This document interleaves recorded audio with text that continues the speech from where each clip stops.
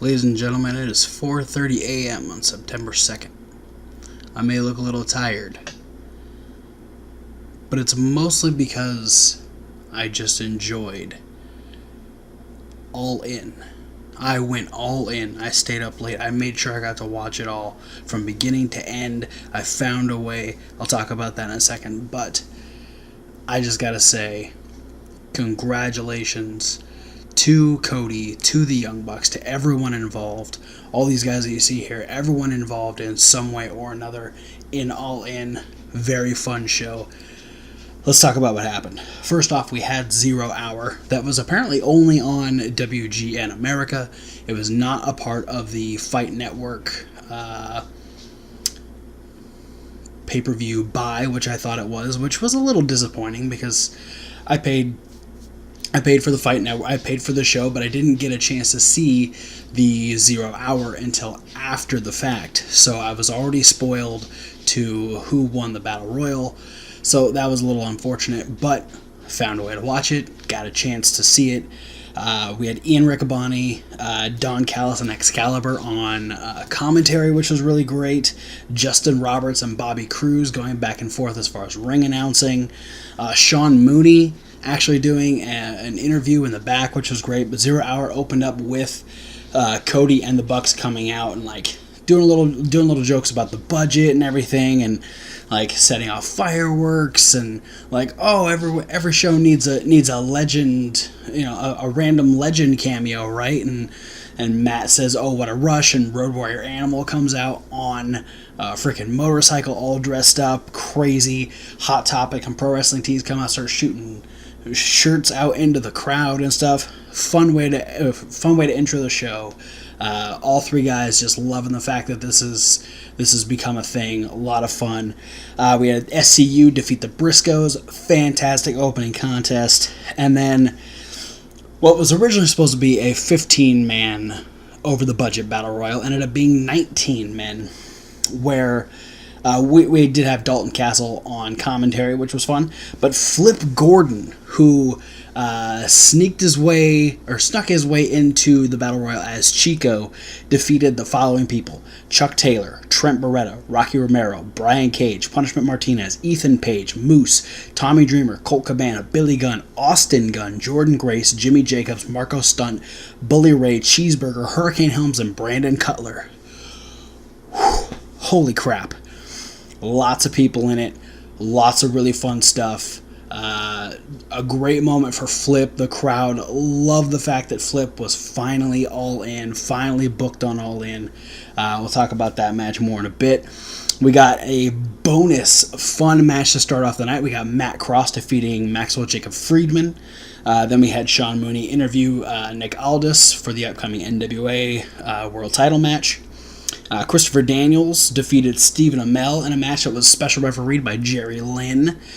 Stephen Amell, don't get me wrong, this wasn't the most beautiful match I've ever seen, but I gotta give credit to Stephen Amell, who has a TV show that he has to shoot for all the time, but still put on a hell of a show.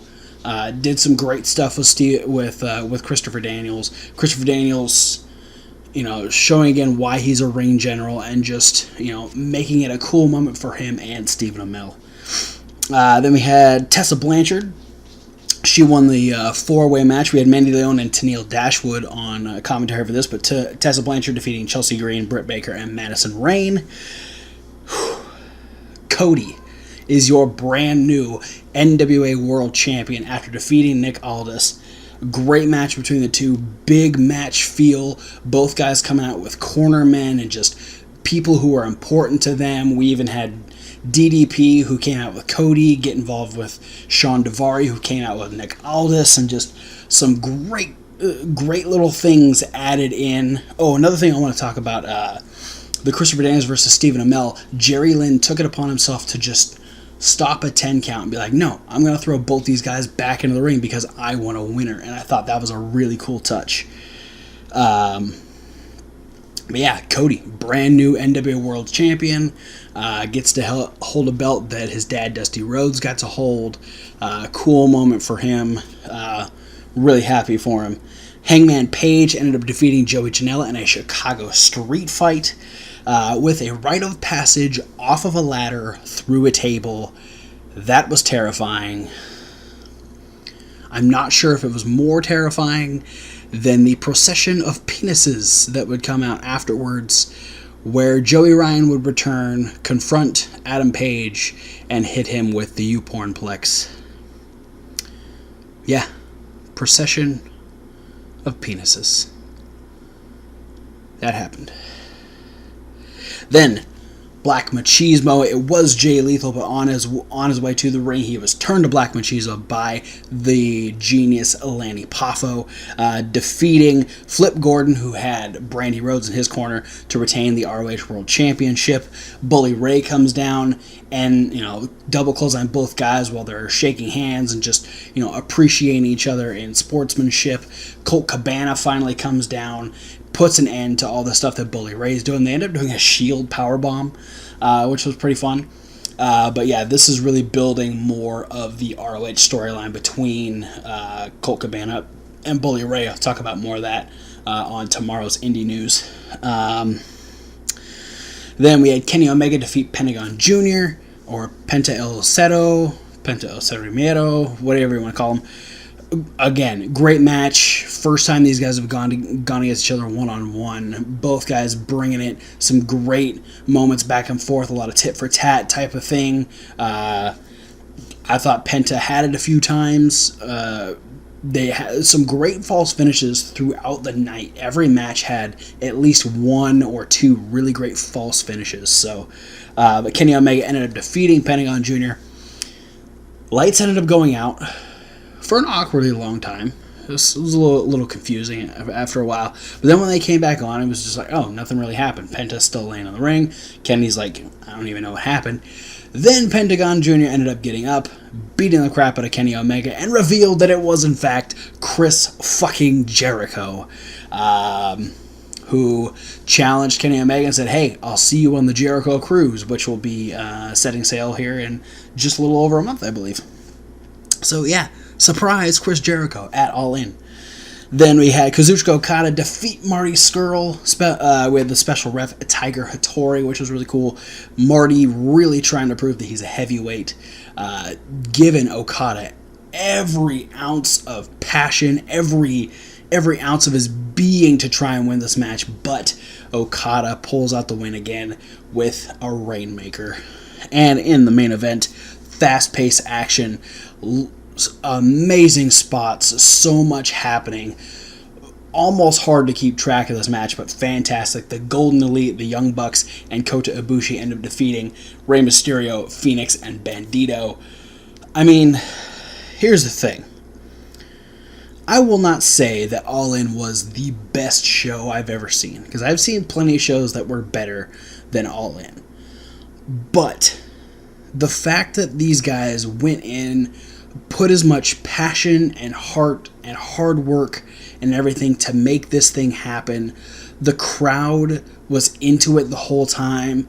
It was an interesting thing where, an American crowd isn't normally quiet unless they're bored. And then when they get bored, they start chanting. But there was never a boring chant. There was never anything. It was an appreciative show where it was like, okay, this is happening, okay. And then when something big happened, it was applause.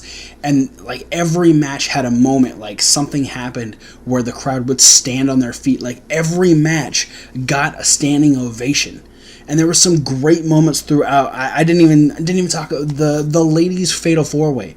One of the coolest things about this was everyone kind of had a little shout out to other people. Like, Madison Rayne, she's a huge veteran, super mom right now. She's all over the place as far as independent wrestling is concerned. So she didn't have a whole lot of fanfare, but Chelsea Green pulled out the broski boot, calling out her boyfriend Zack Ryder.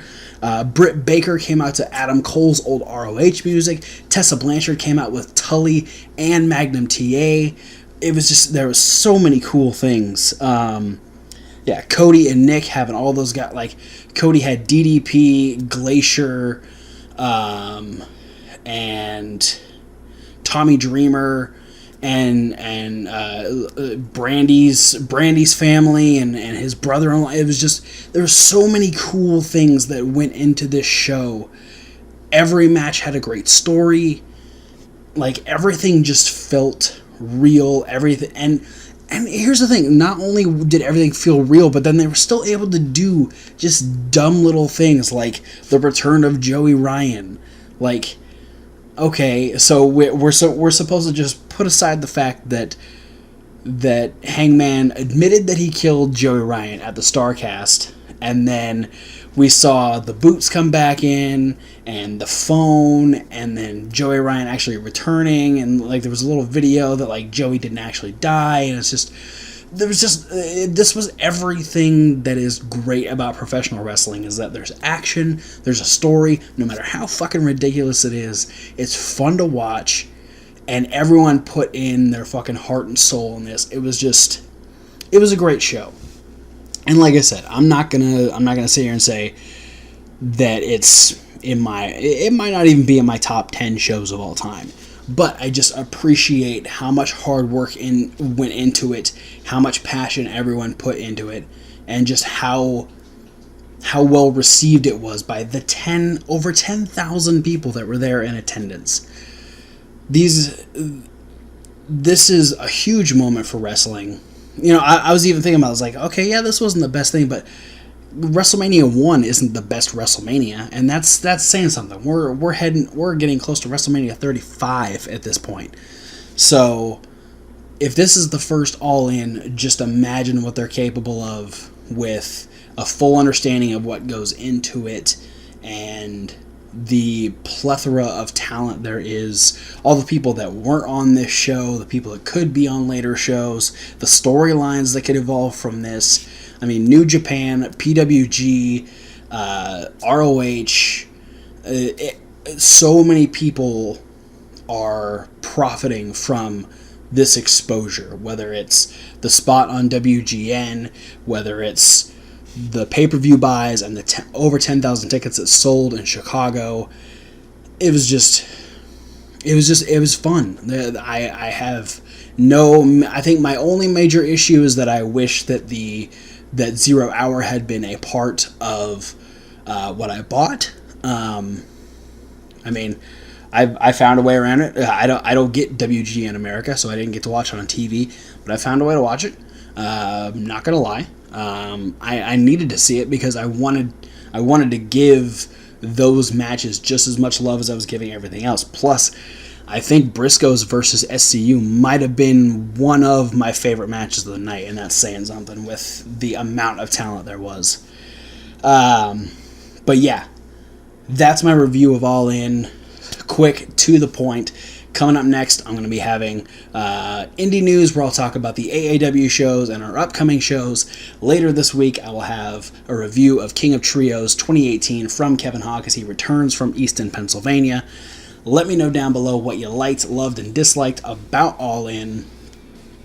Be sure to like, comment, subscribe, click the links, check out all those links, check out the podcast, check out Reasonable Wrestling Fans. It's Reasonable with a W, like wrestling, you know the drill. Thanks for watching, guys. We'll see you at whatever video you decide to watch next.